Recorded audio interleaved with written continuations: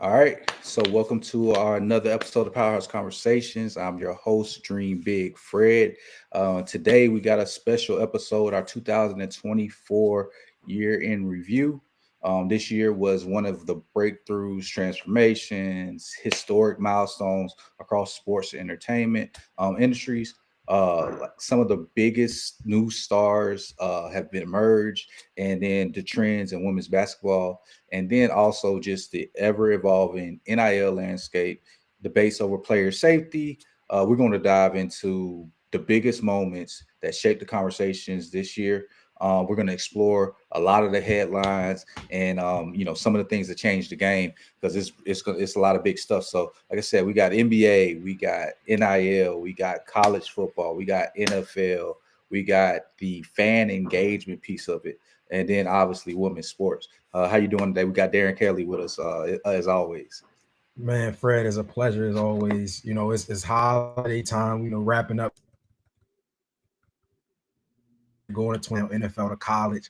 A lot of business being handled in the world of sports. So I'm excited to dive right into it, man. Let's do it. No, dope. I hope you had a good holiday season. How was everything? Likewise. Man, everything was beautiful, man. Caught up with the family. It's always good to unplug and catch up with the family and just, reflect on things. Sometimes you need that time with the family to really, see how far you've come. And so I enjoyed it a lot. How was your holiday? It was good. It was good. Had some time to, as you said, like just take some time with the family, play with the Sure. kids. They had a great holiday. So as long as they have a great holiday, I had a great holiday. So it's Yeah, always good. Always good. So let's go first, man. Everything, with the NBA, I definitely always want to dive in. I have a unique opinion about it. I have a, one that isn't the norm.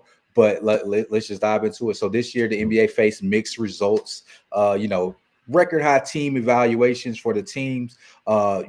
Mixed reviews on the in season tournament. But then the biggest thing that everyone wants to talk about is the regular season ratings continuing to dip, and then fans voicing concerns over the league style of play.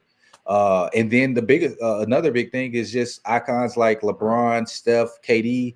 They're coming to the end of their career.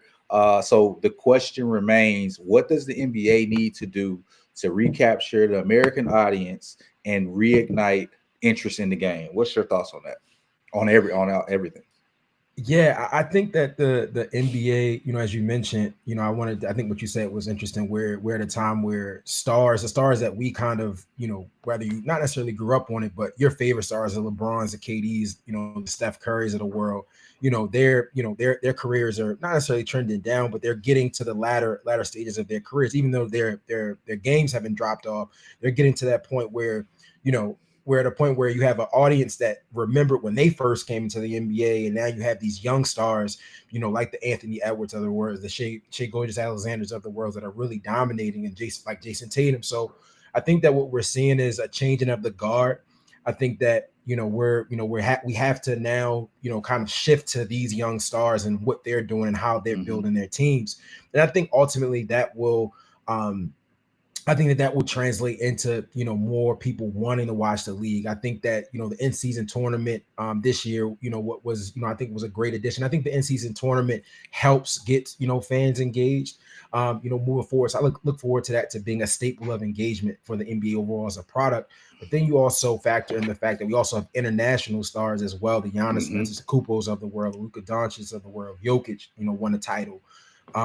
So it's we're at a time where we also have that mix of international stars. So I think that the NBA, is going through this rough patch. I mean, you think even with the Christmas Day games, right? The to me the best game was that the Lakers and Warriors game, right? Where Mm-hmm. we had LeBron and Steph Curry going at it, but it's like at the same time we're kind of when Yeah. you've seen LeBron go up against the Warriors so many years. It's Mm-hmm. like we want to see something new, and I think that other leagues like the NFL, they have that mix of young stars, up and coming stars, as well as those older stars, but they're figuring out a way to kind of usher them into the audience Yeah. to the point where like young kids now, they know who, the Joe Burrows, they know who Lamar Jackson is. They're wearing those Mm-hmm. 8 jerseys. So I Yeah. think that they're doing a great job of bringing those audience together. Yeah, and it's an interesting thing. I hear it all the time that the NBA needs a new face of the NBA, a new Yeah, American face of the NBA, right? right. But if you look at it, NBA's global expansion, their fan base grew in 2024, and then had a notable increase in the fan base in European, African, and Asian markets. And that comes from, you having these global stars like Luka, Giannis, Jokic. And I think that a lot of the people's interest is like skewed by that. I don't understand why you need an American star to be interested in the game. Like we've always had good foreign players, but if they play for your team, and I think that's a little bit where the disconnect comes from, is like, people are still packing out the arenas to go see these players play. They may not be turning on their TVs, and I think the difference is that we have so many different things going on that I don't think it's a lack of interest, because like I said, they're still coming out of their pocket, spending money on these players to watch them play in person. They're still buying the jerseys. Jersey sales are up. Like I said, arenas are selling out. Like I read something that said, I think it was 95% of the teams are selling out their arenas. So you can't come to me and talk to me about the ratings, but they're spending their hard-earned dollars. What do you think costs more?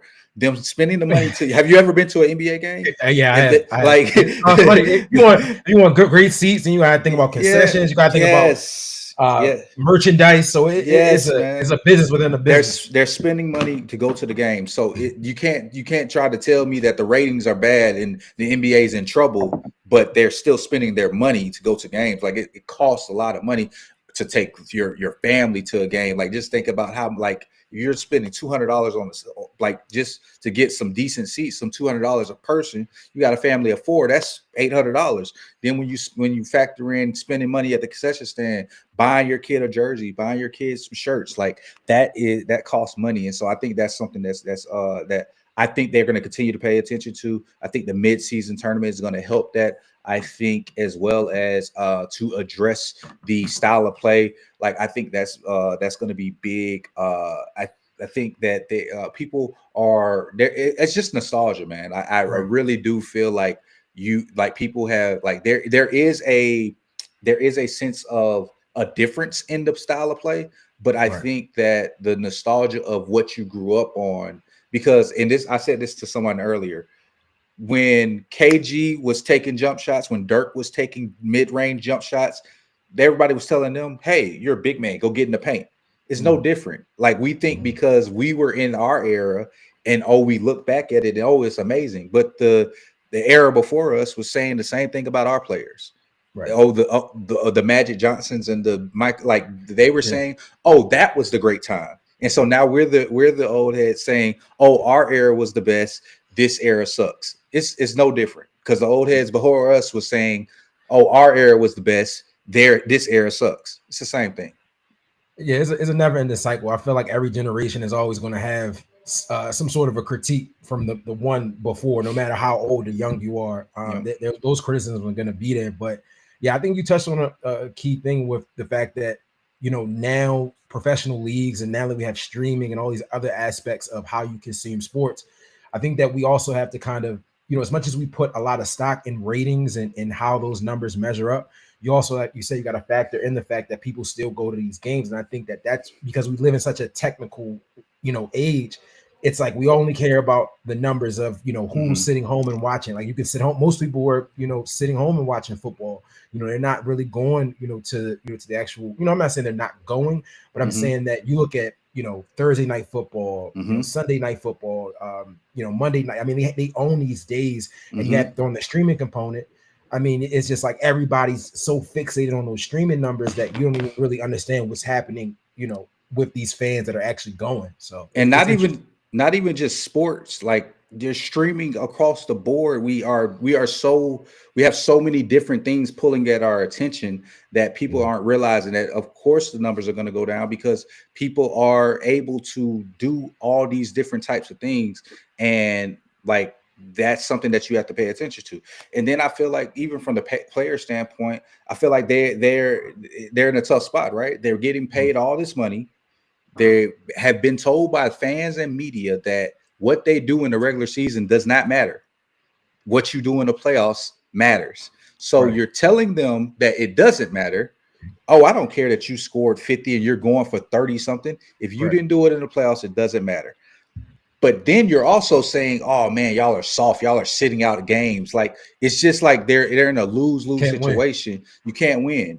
If I play hard in the regular season and I do well, you're going to discount it if I don't do the same thing in the playoffs. So why not? If I'm this superstar, why not save myself for the playoffs? Because that's when I feel like I have to perform. So it's. I think that we as a fan base have to be recalibrated to how we view and how we think and how we treat the players, and understand that like there is a level of, like I said, it's not what you grew up on. This is something new, as well as, hey, like just be appreciative to Mhm. the product that you're seeing. You are seeing the best of the best play basketball at the highest level, and I can guarantee you, the era that you grew up on is not as talented as this era. It's like from top to bottom, the talent is crazy, and so I think that's one thing. Is well, one other thing to close out the NBA topic was like we got to see LeBron create history with it was very controversial, but Bronny, they've got to play together. That was a big thing. What are some of the other big things that stood out to you from the 2024 from the NBA season? Yeah, I think for me, on top of the, with LeBron, LeBron and Bronny also, having, having that appearance. I think also the numbers for, the Christmas Day games is really Mm-hmm. interesting for me as far as, the season is concerned. They said that there was a, I think it was Front Office Sports that reported there was a 5% overall increase in viewership. But even though those games received, they've seen peak viewership on Christmas Day, the viewership numbers aren't where they need to be. So I thought that was interesting because there was a lot of hype surrounding Christmas Day, as far as, even LeBron said it. He like, I love the NFL, but Christmas is our day. But if you look at the numbers, they it looks a lot different. So I think, Yeah. yeah, I think that was interesting. That was fascinating to me from Yeah. NBA season as No, well. no, that's definitely a good segue in right into the NFL. Like the NFL to continue to dominate in 2024. They even did some international expansion. The crazy successful Beyonce Bowl, as we'll call it. But there's some things about player safety. How do you see, like, what was your biggest takeaway from the NFL in 2024? I would say the biggest takeaway is that I think the NFL is going to continue to, grow, its, global expansion, grow its fan base. I mean, you're adding on, I believe, another game in Germany next year. You had the Mm-hmm. Brazil games this year, so I think that that's just going to continue to happen. But as the NFL expands, I really want them to consider the players, aspect of it. So you think of Mm-hmm. like the traveling to these international, Yep. these countries.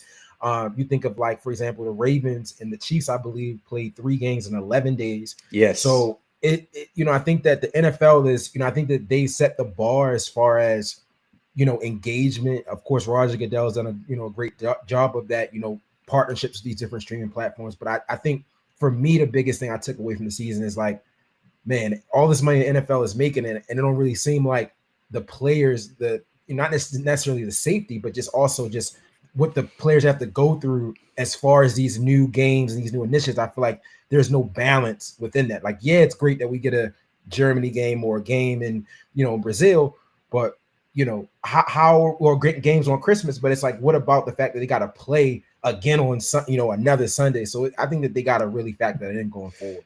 Yeah, I agree. I agree. I think the it like just going those days of like, okay, they feel like, okay, well, if you're playing on Thursday, then okay, we'll just put you on another Thursday night, or playing on Right. like it's really wild because of how what football does to your body, the Right. collisions and the things of that nature. Like, so are we really, really worried about and concerned about player safety, or are we concerned about, the dollars and the ratings and the, continuing to grow overseas and international, because that's where you're trying to go. And I think that's going to be a very important thing to understand moving forward when you're scheduling these long international trips. And I think that's something that they're going to have to pay attention to. What's your thoughts about, like, do you think that they're going to have an international team at some point? Like, what's your thoughts on that? I think that before they get an international team, we will. I think that we'll probably get a international Super Bowl before that. Like I think that there was not necessarily some reports, but I think that they've been trying to like kind of consume or organize the data to say, okay, can this actually happen, particularly in Yeah. London, right? Because I Yeah. know London is I think we've had maybe 2 London games this year. Mhm. So I think that the NFL's presence in London will probably gear them up for a potential Super Bowl down the line. Do Yeah. I think it's going to happen immediately? No, but I think that that's what the buildup is going to be from an international Yeah. standpoint. And you also factor in you're going to have flag football in the 2028 Olympics. So Ah. and that's going to be our, we're hosting that Olympics in LA. So Yeah. that's going to be an interesting caveat as well to see like how other all those countries that we've had different games in, how they're gonna, take to this NFL flag football initiative going forward. So I think that's what we can expect. No, that's definitely interesting. I think a international Super Bowl would be dope. My question would be, how much pushback do we get from NFL? I mean, from American fans of taking the Super Bowl away from that host city? But it's not like the host city, like their team isn't always playing in it, so it doesn't really necessarily. As long as you can pack out the games, it's gonna be on TV to watch just like everybody else, like every other Yeah, game. I meant. yeah, and then also too, I think also like, you know, I feel like more people, I feel like going to a Super Bowl is very like if you're a fan and you go to Super Bowl, it's like a big moment. But you Mhm. probably watched more Super Bowls at home than Correct. actually attended. So Correct. I don't think that like, the Super Bowl could be played. I don't know. We could Yeah. play it anywhere, but Yeah. people are going to watch it. It's Right. going to be Right. watched Right. regardless, And, wherever it's at.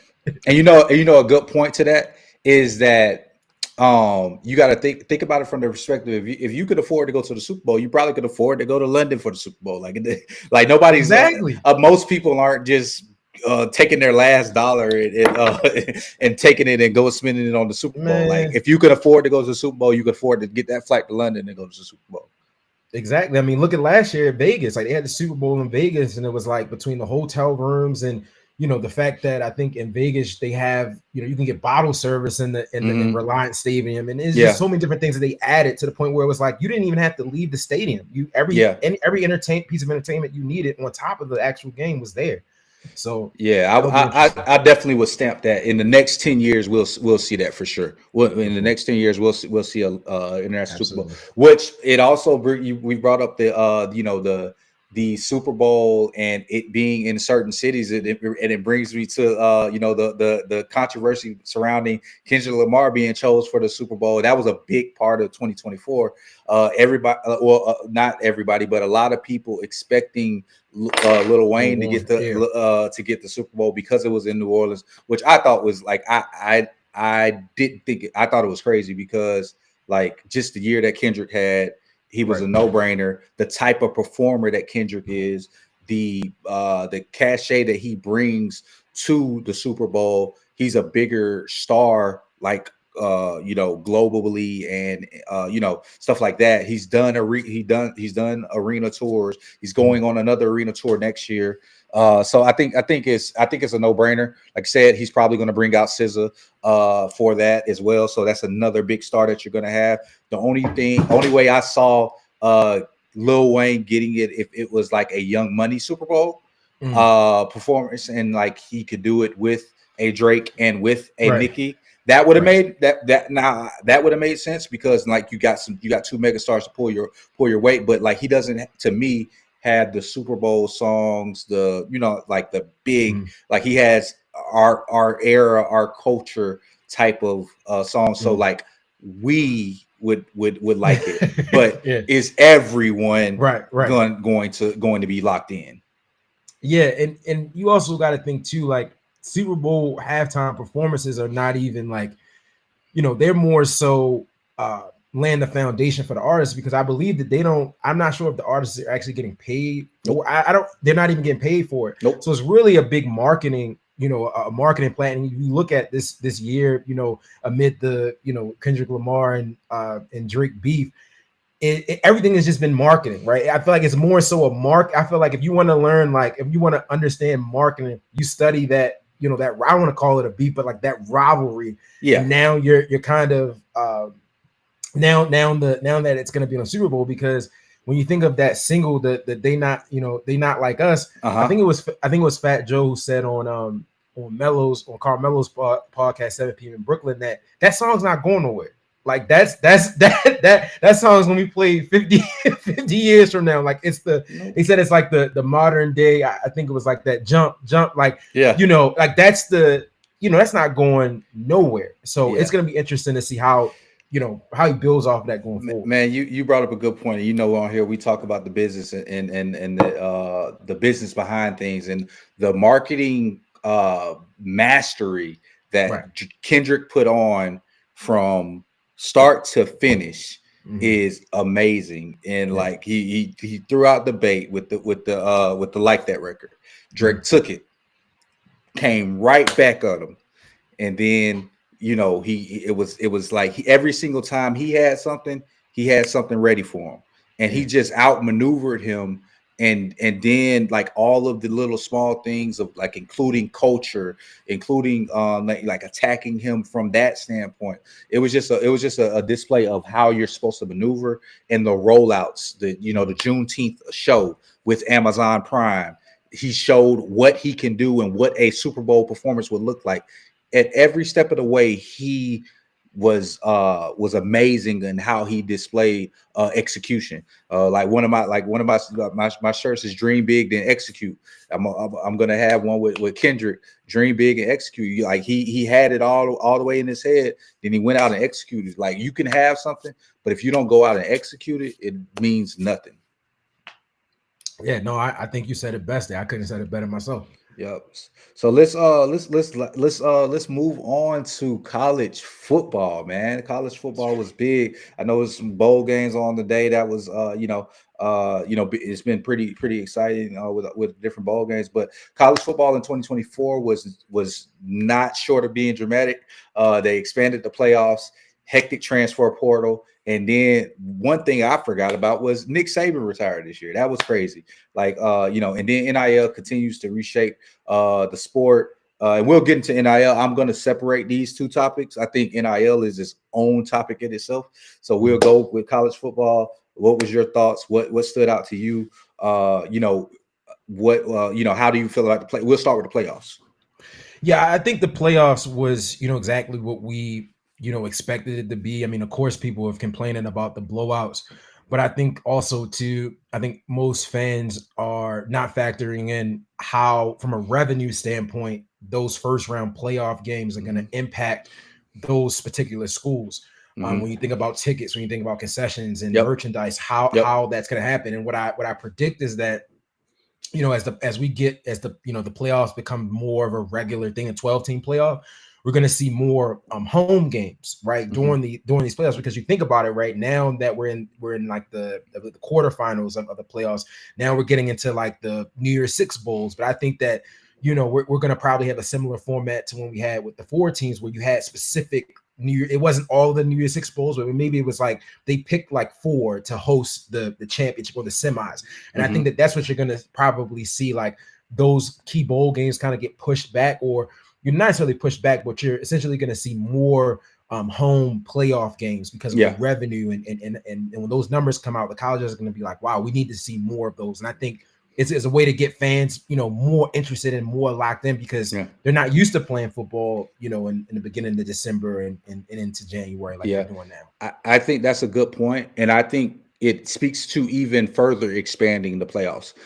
It's two reasons I say that. One is you've been seeing all these things about different players sitting out and protecting themselves. If they're playing in the playoffs, they're not sitting out there to protect themselves, right?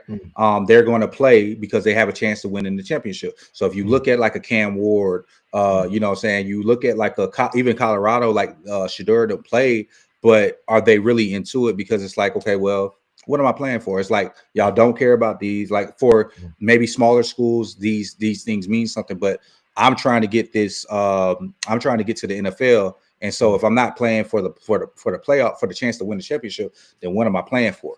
And so what I think it does is, okay, you expand this, and let's just say Miami doesn't just miss the playoffs. You expand this, Alabama doesn't just miss the playoffs.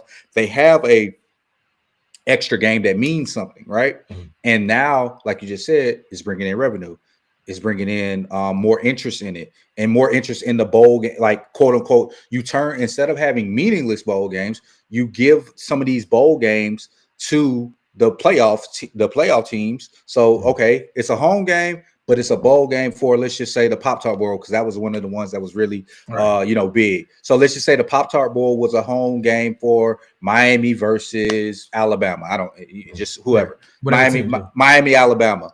Now people are tuning in. Now people are paying attention because of, okay, now it goes to the next round, and it's Mhm. more revenue, more time for the teams to play more ball, more games. What it also does is, during the regular season, we can eliminate some of these smaller games that people don't care about, that you're scheduling, these, cupcake schedule that you're talking about. You don't schedule some of those, you just take away less games, and then now you have more playoff games where they're playing more meaningful games. I think that's Mhm. something that we can see in the future. No, absolutely. Yeah. So what do you think about the transfer portal? Mhm. Like everything that's been going on, players transferring before the playoffs, even start, or thinking about transferring before the playoffs even start. What's your thoughts on that? Yeah, I think that there has to be some sort of a regulation, for it, because it's just like, and when I mean by regulation, I don't think it should be, I think at the end of the day, you got to think about the players, Mm-hmm. because not only you got to think about not just the players at the Division 1 level who are gearing up for bowl games like that, but it's like it's more than just, it's more that you got to think about the players on other division levels, D2, all these people that are involved in this transfer process are not just these main teams. So you hear these coaches saying, um, they got to change it, like something's got to happen, but at the same time, you're not the player. And I think that there are some coaches that came out, supporting, players. I think it was Kenny Dillingham, Arizona State's head football coach, who was saying that, I have a player that's going in the portal, but I'm going to help them as much as I can, to help with that process, even though he's preparing for, a major bowl game at the same time. Mm-hmm. So I think that there has to be some balance, and I think that coaches have to be a little bit more understanding with these players,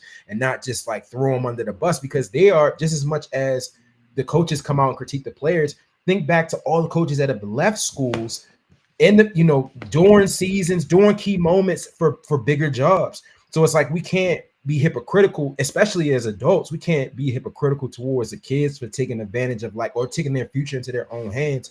But I do think that there has to be some sort of a, like, maybe a period in which it happens, and you can do, transfer within these guidelines. But I think that there's a little bit of hypocrisy there between these coaches, and how they talk about these players who are transferring. I think it needs to be addressed as well. There's absolutely hypocrisy to what's been going on with that. I don't like players that are running from Yeah, competition competition. Yeah. or things like that. But like you said, you cannot be hypocritical, because the coach, like, it just kills me when coaches are going and talking bad about players, or even just fans that are talking bad about players that are seeking out better opportunities. I do think that there's something to be said about just chasing the money Mm. for your opportunity, but I still think that there's something to be said about, hey, there's, like, I have a finite amount of time that I can make money. If I'm a 18, 19-year old and you're gonna offer me this money, then why would I not take the best opportunity for me to get this money that you're offering me?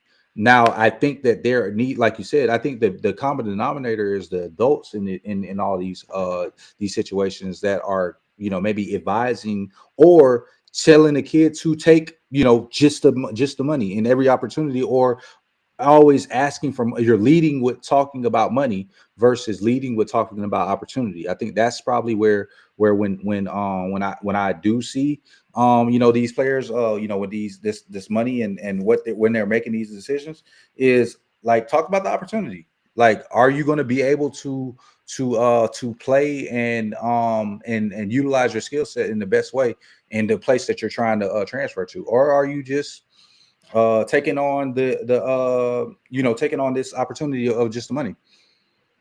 Yeah, I mean, I think that also too, there's going to come down to certain positions, right? Like quarter is only one. You can only play one quarterback. Like there's only one quarterback that can play on the field at the same time. So you have certain positions and certain players that they got to really evaluate. What's really best for them. And like you said, leading with opportunity versus money. I can see that definitely being the case for some players. Yeah.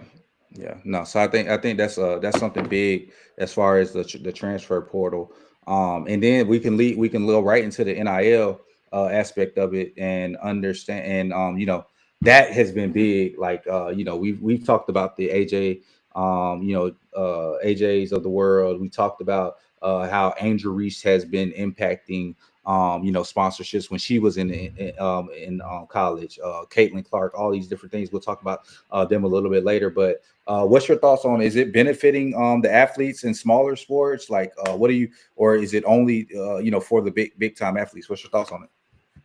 Yeah, I think that when it comes to the value of NIL, I mean, we can't like necessarily fake the funk and understanding that there are some sports that generate more money for colleges than others. So Mm-hmm. you think of the basketballs and the footballs of the world. I think that those players will essentially dominate, most of like the NIL, revenue because of just how much money they bring in to the schools. And I think that, with that revenue share that's coming up, within I believe within 2025, I think that's going to change the entire dynamic within NIL because now, the institutions are going to be paying schools. So now they can be super selective as far as, how much they pay. They can actually look at the balance sheet and say, hey, did your team bring in, this amount of money? Like how far, like how much exposure, how many games, how many people are watching these games? So I think that they're going to be even more strategic as far as how they, decide who gets what. But I think it's going to be mostly dominated by, football and basketball. You might have some Mm-hmm. baseball in there, volleyball maybe, but I think that it'll be dominated heavily. The heavy earners are going to come from, the basketball and football side of things. Yeah. Well, and what's your thoughts on it and how it's impacting recruiting? Oh, I think I feel like that's what you have to lead with now in recruiting, right? I think Mm-hmm. that that's what it's not necessarily playoff time, but I think the icing on the cake, is the NIL opportunities. So I think that you're gonna see, more more players that are now gonna say like, hey, I'm not, I'm weighing my options not just on the opportunities, but also who's gonna give me the best NIL opportunity. Yeah. So I think that that's they're gonna have to lead with that. It's gonna be arguably like, how much money, not only how much money you can give me, but it's like, if we look at it from a salary cap standpoint, it's like, can you bring on additional players beyond just me to make, because I think athletes have to think about that too. It's like it's like in the NFL, if you're dominating the cap, you can't bring in, all these superstars and think that you're gonna still get paid top dollar. Like the money has to be spread around. So I think that's gonna dominate recruiting a lot going forward. Yeah, no, I agree. I agree, and that's from a college football and from a about college basketball standpoint. I do want to. I don't think we can leave college football and not talk about the year that Travis Hunter had. What's your thoughts on that?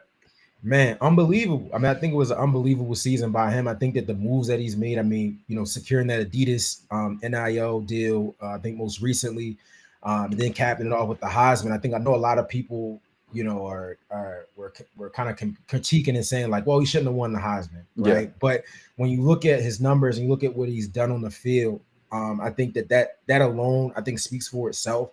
And I think that he has essentially like laid that foundation, as far as you know the prototype, of athlete in this generation when it comes to NIL. Like he has a podcast, he's aligned himself with major brands, he has his own, he's done apparel, yeah, he has really laid that foundation on. He's also done it on the field as well, so it's not just off the field stuff. So I think that he has that right combination of appeal off the field, but also that superstar quality, that you want, you want to see in young marketable athletes. yeah. And I think I know it was a lot of controversy surrounding him and his girl and all this other stuff, and Yeah, it overshadowed yeah, the season that he had, and like you said, the marketability he had of just being like a good like a good kid that just out there having fun and right. playing the game. And I think that's I think that's something that definitely should be highlighted, of just like the amazing season that he had of playing both ways. When you're having games of having like 100 something yards and a touchdown, and then interceptions, like it's crazy. No, it was crazy. The season was Yeah, crazy. yeah. So I definitely want to, like, let's go right into the fan experience, man. I Mm. think we talked a little bit about the streaming wars and things like that. What do you see for the future for or let's look back to what happened in 2024, but then also what you see for the future. Yeah, I think for just looking back on 2024, we talked about this in previous conversations, but Cosm's impact, like as we were talking about, just not just Cosm, but or just essentially immersive venues that Yep. percent year over year growth in fan engagement. So Yep. people are actually on top of let's say you're not able to go to the actual game, you can go to a Cosm and get the that same experience. So I think that you're gonna see variations of this pop up in 2025, and then you also, look at the aspect of alternative broadcast. The Manning cast had 45% increase in viewership, 11 million viewers in, across specific games. So I think that you're going to see more, um, similar kind of, alternative broadcasts that are more maybe interactive. I see like, I think the NFL, did a lot with like Nickelodeon and offering these different like kind of ulterior forms. I believe the Bengals played in like a Simpsons themed game. So I think that you're Yeah. going to have more theme games, things that just kind of appeal to, that Gen Z, generation as well. And I think that's a demographic that a lot of other, major sports leagues are going to try to tackle as well. So yeah, I think that that's what we can expect going forward. No, I think because even like the NBA on Christmas Day, they did like a Mickey Mouse and Goofy. I saw like Cat being Goofy. It was like really cool. Or like that when Wimby was playing, like you get to see those types of things. And I Right. think that's you like it just goes back to like being able to touch that younger demographic, and you have to find different ways to be able to tap in with them and keep them engaged. And because it's really a microwave generation of hey, I want to be able to consume this thing fast, and I want to be able to consume it quick, but I want to be able to be entertained. I actually was able to go to Cosm to watch an NFL game, and I can tell you that it was like amazing. Like so, I see that they're supposed to be building one in Atlanta, within the next year. So I think it's going to continue to grow. Those interactive experiences are going to be, things that, like we said, is not necessarily going to show up in the ratings, but like fans want to be touched in different ways. Right. Yeah, no, and I think that that any way that you can appeal to them and bring the product directly to them is gonna be Yep. crazy. Yeah, and so what I wanted to make sure we talked about the Manicast, like even just from podcasts and like Pat McAfee, how he was able to partner with ESPN. I think that's been big. And I think we're going to see a lot more of those. Like we see like Jeff Teagues of the world growing. We see the Shannon Sharps, the KGs, those types of opportunities. We even see Stephen A stepping outside of ESPN and trying to grow his own media network. I think it's going to be very big. What are you thinking you're going to be seeing more in the digital and the media aspect? Yeah, I think that we're gonna see more podcasts as you mentioned, and with specific players. Like I don't think that everybody's podcast is gonna be as successful. I think that when you bring up the likes of like KG, I'm not necessarily not as successful, but I'm saying the engagement piece of your podcast, right? Like Kevin Garnett, like we remember him, playing for the Timberwolves, iconic commercials with Kevin Garnett. So we're gonna tap into what he's saying. So I think that it's a way to kind of get everybody involved, in this podcast space. But I think that you're going to see more of that, and primarily, with the young stars, right? I think you're going to see more, young stars finding ways to branch out and market themselves as they're seeing other players, get that success from the podcasting standpoint. So I Yep. think that that's just going to continue to grow next year. Agree. I think like to close out, we cannot end the year without talking about women's sports and women's basketball. The year that Caitlin Clark had, second to none. I think like she probably was the biggest thing talked about. Her having an immediate impact on the WNBA. And what she was shattering records in college basketball, then went to the NBA and boosted the ticket sales. So what's your thoughts on women's sports this year? Yeah, I think that women's sports are going to continue to grow. I think that I think what Cheryl Miller kind of said it best when the WNBA inked that media deal. Even though it was a big media deal, I still feel like it's undervalued, right? I think that they kind of lowballed, given the stars that we're going to see, particularly right now, we're Mhm. seeing women's college basketball. Now they're going to be transitioning to the WNBA. So it's like, how do you evaluate now this new crop of the Juju Watkinses of the world, the Mhm. Malaysia Fowalies that are going to Olivia Miles, Hannah Dog, all of these names are going to now be in WNBA, and you've already solidified a media deal just based off of Caitlin Clark and the amount of attention. But what about who's to say that Juju Watkins can't come in and garner that same type of Yeah. attraction? So I think that women's sports as a whole, not just from the WNBA standpoint, but women's basketball, women's volleyball, we've seen games played in college that they're packing stadiums, the most viewed games. So I think that they're taking a large step, but I think that in some cases, like on the basketball side, within WNBA, I feel like we're not really, we think we know the value, but I feel like the value is a lot larger than what we're anticipating. No, I agree. I agree. And so, to a certain extent, they may have, maybe pulled the trigger a little too early, Yeah, but I we'll think see. yeah, we'll see. I think they did, but we'll see how it pans out. Yeah. Well, no. As we close, I know we hit on all the topics. 2024 definitely showed us a lot of different things, and we'll continue to see it evolve. Growth, innovation, all that stuff. But we'll definitely be back in Sure. 2025 to talk about it more. Absolutely. Absolutely. Happy New Year. Happy New Year.